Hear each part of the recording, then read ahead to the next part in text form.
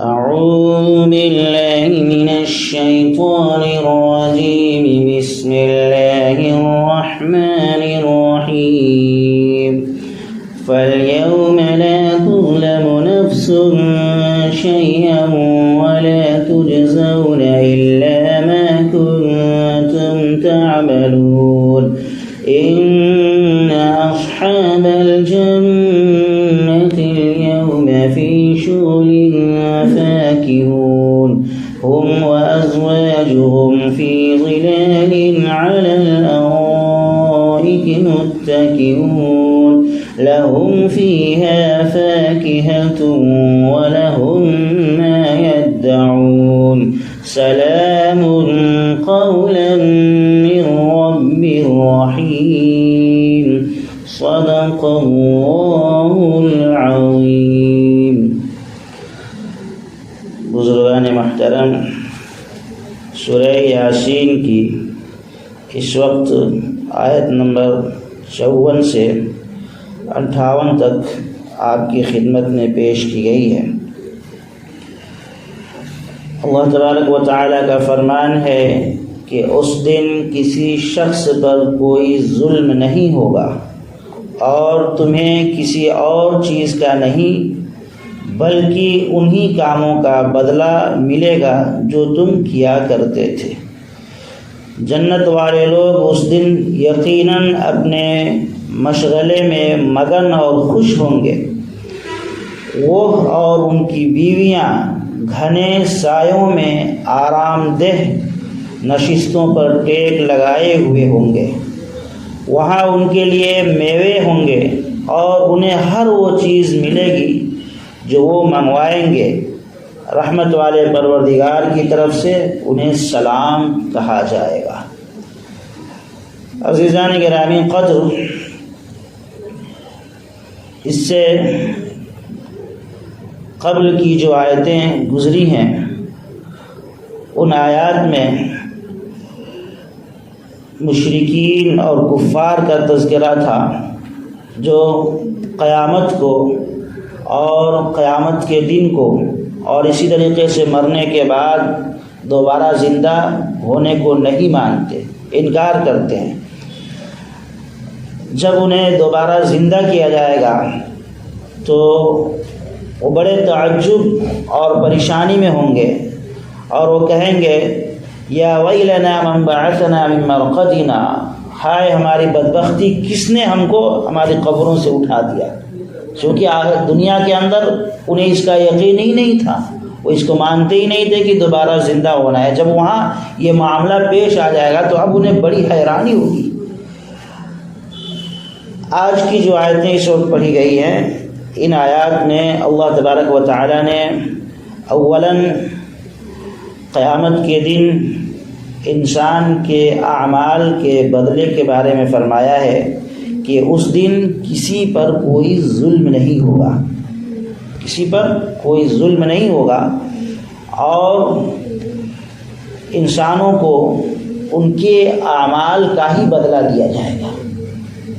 ایسا نہیں ہے کہ کسی نے کوئی برائی کم کی ہو اور فرشتوں نے بڑھا کر لکھ لیا ہو، یا نعوذ باللہ اللہ تعالیٰ ظلم کریں گے کہ ان کو جہنم میں ڈال دیں.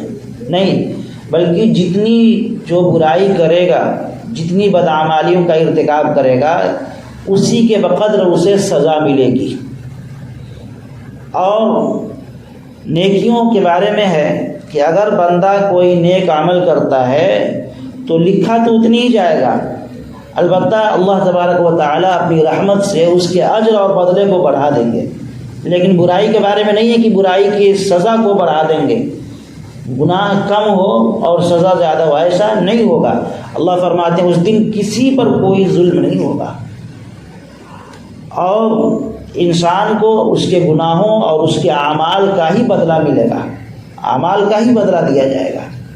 ایسا نہیں ہے کہ اللہ تبارک و تعالیٰ کو کسی سے نعوذ باللہ کوئی دشمنی ہے اور اس دشمنی کی بنیاد پر اللہ اس کو سزا میں مبتلا کریں، ایسا بالکل نہیں. ان اصحاب الجنت اليوم فی شغل فاکہون، جنت والے لوگ اس دن یقیناً اپنے مشغلے میں مگن ہوں گے، خوش ہوں گے۔ اہل جنت کا تذکرہ ہے کہ جنتی لوگ اس دن اپنے ہی کام میں، اپنے ہی دھن میں، اپنے ہی مشغلے میں وہ خوش و خرم ہوں گے۔ اس کو سمجھنے سے پہلے یہ بات جان لینا چاہیے کہ قیامت کے دن جو متقی اور پرہیزگار، نیک اور صالح اللہ کے بندے ہوں گے، جو شریعت کے پابند ہوں گے، نمازوں کا اہتمام کرنے والے ہوں گے، فرائض اور واجبات اور سنن کی رعایت کرنے والے ہوں گے، ایسے متقی اور پرہیزگار بندوں کے بارے میں یہ ہے کہ انہیں ابتدا ہی میں جنت میں بھیج دیا جائے گا، یا پھر ہلکی پھلکی حساب و کتاب دیکھنے کے بعد ان کو جنت میں داخل کر دیا جائے گا۔ عدالت میں پیشی کے درمیان اور عدالتی کارروائیوں کے درمیان انہیں بہت لمبا انتظار نہیں کرنا پڑے گا، انتظار کی تکلیف سے ان کو بچا لیا جائے گا۔ اولے والے میں انشاءاللہ جنت میں بھیج دیے جائیں گے، یا پھر ہلکی پھلکی حساب و کتاب ان سے لیا جائے گا اور پھر انہیں جنت میں داخل کیا جائے گا۔ اللہ فرماتے ہیں کہ جنت میں وہ اپنے ہی مشغلے میں، اپنے ہی کام میں مگن ہوں گے۔ اللہ نے فی شغل کا لفظ استعمال فرمایا ہے۔ ہم اور آپ جانتے ہیں کہ جنت میں کوئی کام نہیں ہوگا، کوئی عبادت بھی نہیں ہوگی، وہاں کوئی کاروبار اور تجارت بھی نہیں ہوگی۔ تو اب انسان کے ذہن میں یہ سوال آ سکتا ہے کہ جب کوئی کام ہی نہیں ہوگا، کوئی عبادت بھی نہیں ہوگی، نہ کوئی نماز، نہ کوئی روزہ، کوئی مشغلہ نہیں، نہ بزنس، نہ تجارت، کچھ بھی نہیں، تو آدمی بیٹھے بیٹھے بور ہو جائے گا، بیٹھے بیٹھے بور ہو جائے گا۔ اللہ نے کلیئر کر دیا فی شغل فاکہون، وہ بیٹھے بیٹھے بور نہیں ہوگے، بلکہ بیٹھنے میں ہی ان کو مزہ آئے گا، اور ایک دوسرے سے بات چیت جو کریں گے اسی میں وہ خوش رہیں گے، مگر رہیں گے، بور ہوئیں گے ہی نہیں۔ جنت بور ہونے کی جگہ بالکل نہیں ہے، وہی ان کا مشغلہ ہوگا اور اسی میں وہ خوش اور خرم ہوں گے۔ ہم وازواجہم فی ظلال علی الارائک متکئون، وہ اور ان کی بیویاں گھنے سائے میں آرام دہ صوفے پر بیٹھے ہوئے ہوں گے، ٹیک لگا کر کے، بڑے آرام کے ساتھ وہ بھی ہوں گے اور ان کی بیویاں بھی ہوں گی۔ ازواجہم میں بیویوں سے مراد دنیا کی بیویاں بھی ہیں اور جنت کی حوریں بھی، یہ سب کے سب آرام سے سائے کے نیچے اور جنت کے آرام دہ باغیچے میں، خوشگوار ماحول میں صوفے پر ٹیک لگا کر بیٹھے ہوں گے اور آپس میں موج اور مستی کی باتیں چل رہی ہوں گی۔ اللہ فرماتے ہیں لہم فیہا فاکہۃ ولہم ما یدعون، کہ وہاں ان کے لیے میوے ہوں گے، پھل اور فروٹس ہوں گے، اور اس کے علاوہ انہیں ہر وہ چیز ملے گی جسے وہ منگوائیں گے، جو بھی جس کی بھی خواہش ہوگی وہ چیز فوراً حاصل ہو جائے گی۔